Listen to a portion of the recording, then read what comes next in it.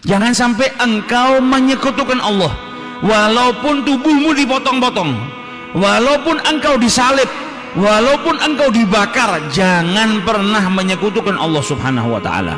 Dan jangan tinggalkan sholat secara sengaja.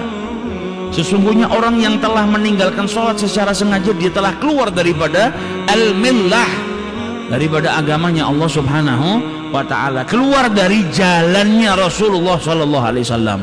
Karena orang Islam ya harus sholat. Yang bisa membedakan muslim dengan yang lainnya adalah sholat. Orang muslim itu sholat, nyembah Allah subhanahu wa ta'ala. Orang yang tidak beriman, orang yang bukan muslim, dia tidak melaksanakan sholat.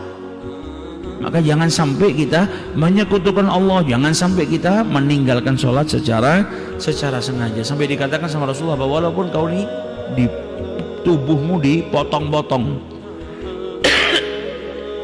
walaupun kau disalib, walaupun kau dibakar, jangan sampai kau menyekutukan Allah subhanahu wa ta'ala. Seperti sahabatnya Nabi Bilal ibn Rabah, diperintahkan keluar dari Islam, diperintahkan menyekutukan Allah, diperintahkan untuk syirik. Tubuhnya dicambuk sampai sobek. Setelah sobek dijemur, diletakkan badannya tanpa kain sehelai pun di padang pasir yang panasnya luar biasa. Sudah sobek, sakit, kemudian bersentuhan dengan pasir yang panasnya luar biasa, diletakkan batu yang besar di atas dadanya, diperintahkan untuk menyekutukan Allah, diuji keimanannya. Ayo keluar dari agamanya Muhammad, ayo berkhianat kepada Muhammad, ayo kembali kepada Tuhan Lata wa Uzza. Dan itu siksaan bukan sehari dua hari, tapi berhari-hari dialami sama Bilal. Tiap pagi sama majikannya dibawa keluar, disiksa, setelah itu dibawa pulang, besok dibawa kembali lagi, disiksa lagi, dibawa keluar lagi. Tapi apa yang dijawab sama Bilal? Ahadun ahad, ahadun ahad. Tetap berzikir, tidak ada yang patut disembah kecuali Allah.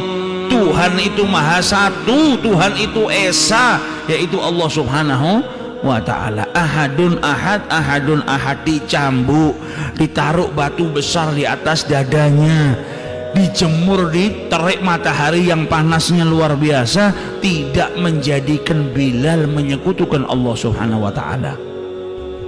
Ujiannya besar. Lalu kita mungkin gak mampu. Kita ini saat ini hidup di dalam kenikmatan yang luar biasa. Ujian kita gak seberat ujiannya para sahabat-sahabatnya Rasulullah. Ujian kita juga nggak sebesar saudara-saudara kita seagama, seiman yang mungkin di negara-negara yang sedang saat ini sedang mengalami konflik atau apa, mau ibadah saja susah. Kita ini kasih kenikmatan yang besar sama Allah subhanahu wa ta'ala. Terkadang kita bayangkan nikmatnya hidupnya para sahabat Nabi yang hidup di zamannya Rasulullah.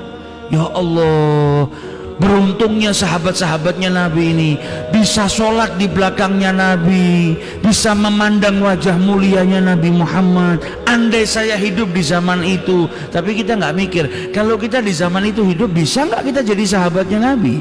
Atau jangan-jangan ketika kita mengalami musibah seperti yang dialami oleh para sahabatnya Nabi, kita malah keluar daripada agamanya Allah. Allah tahu porsinya kita mampunya hidup 1400 tahun setelah wafatnya Nabi Muhammad, atau 1300 tahun, atau 1200 tahun, atau 1000 tahun.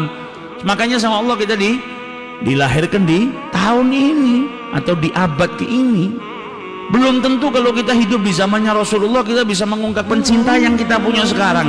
Kita karena cinta sama Nabi Muhammad kita berangan-angan, andai saja saya hidup di zaman itu. Iya, kalau kita kuat hidup di zaman itu. Kalau ternyata iman kita lemah, saat ini kita nggak dapat ujian, makanya kita bisa berangan-angan. Bukan berarti itu bukan zaman yang nikmat, itu zaman yang luar biasa. Dan kualitas orang yang di zaman itu beda dengan di zaman sekarang.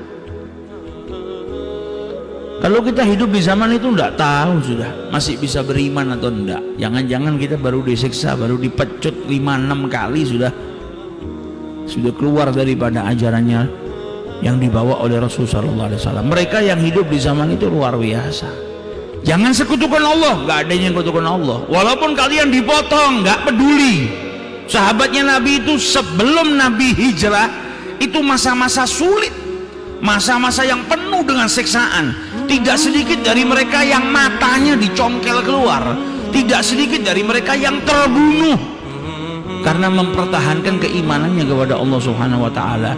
Ini wasiatnya Nabi dipraktekkan sama mereka. Jangan tinggalkan sholat, gak ada yang ninggalkan sholat. Dan kita alhamdulillah sholat di zaman ini gak ada ujiannya. Mentok-mentok ujiannya kita apa? Ngelawan kemalesan. Mentok-mentok ujian kita kalau mau sholat apa? Ngelawan males, ngelawan ngantuk. Dan itu sebetulnya bukan ujian. Tapi di zaman para sahabatnya Rasulullah ketika dakwah secara sembunyi-sembunyi, mau sholat saja cari tempat tersembunyi. Tidak semudah kita. Bahkan Nabi Muhammad sendiri bagaimana ketika melaksanakan sholat pun tetap mendapat ujian. Sebagaimana diriwayatkan oleh Abdullah bin Amr bin As, ketika Nabi sholat di depan Hijr Ismail, maka datang salah seorang kafir daripada pembesar Quraisy yang bernama Uqbah ibn Abi Mu'id. Nabi sedang sholat, dia datang melepaskan selendangnya, diikat di lehernya Nabi Muhammad SAW. Fakhanakahu khankan syadidan, dicekek Nabi Muhammad SAW dengan sekuat tenaga, sampai akhirnya datang Sayyidina Abu Bakar As-Siddiq. Itu Uqbah ibn Abi Mu'id dipegang pundaknya, dijauhkan dari Rasulullah SAW. Kemudian Abu Bakar berkata kepada Uqbah, ataqtuluna rajulan ayyakula rabbi Allah? Kamu ini mau membunuh seseorang yang hanya mengucapkan Tuhannya adalah Allah. Ini orang gak bunuh saudaramu, ini orang gak nyakitin dirimu, ini orang gak merampas hartamu, ini orang hanya menyatakan Tuhannya Allah, masa mau kau bunuh? Di kesempatan yang lain sebagaimana diriwayatkan oleh Abdullah bin Umar radhiyallahu taala anhuma, Uqbah ibn Abi Mu'id lagi, Nabi sholat di depan Hijr Ismail, dia datang bawa apa? Ari-arinya onta, dari perut onta yang baru melahirkan ari-ari yang kotor itu diletakkan di pundaknya Rasulullah saat beliau sedang sujud. Sampai putrinya Fatimatus Zahra itu membersihkan kotoran onta tadi di pundak ayahnya seraya menangis. Setiap keluar rumah orang-orang kafir sudah nunggu, di tangannya bawa pasir. Kalau Nabi lewat di perkampungan Mekah dilemparin ke kepalanya Nabi. Pulang ke rumah salah seorang daripada putrinya membersihkan kepalanya Rasulullah sambil menangis. Maka Nabi berkata menenangkan putrinya, la tabki, jangan menangis wahai putriku, innallaha mani'un abak, ayahmu ini dijaga sama Allah Subhanahu wa taala, kau nggak perlu nangis, nggak perlu khawatir. Nabi sholat pun dapat ujian. Lah kita sudah nggak ada ujiannya masih males, sudah nggak ada ujiannya masih ninggalkan seruannya Allah Subhanahu wa taala, panggilannya Allah Subhanahu wa taala. Na'udzubillah.